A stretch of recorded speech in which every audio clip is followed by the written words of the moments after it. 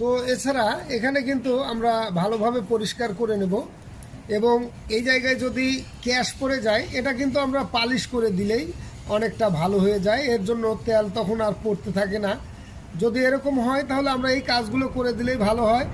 আর যদি কিছুতেই ভালো না হয় তখন কিন্তু পরিবর্তন করে দিতে হয়।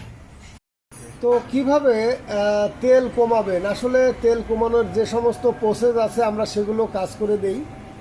যদি এই পিনের মাথা খেয়ে যায় তাহলে কিন্তু কাজ হয় না। আর যদি মাথাটা ভালো থাকে তাহলে আমরা এই জায়গায় একটা গ্যাটিস করে দিতে পারি, পাতলা একটা গ্যাটিস সুপারগুলো আঠা দিয়ে লাগিয়ে দিতে পারি।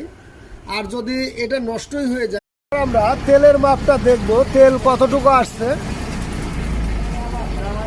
তেল কিন্তু অনেক কমে গেছে, এরকম হলে কোনো অসুবিধা নাই, আর তেল ওভারফ্লো হবে না।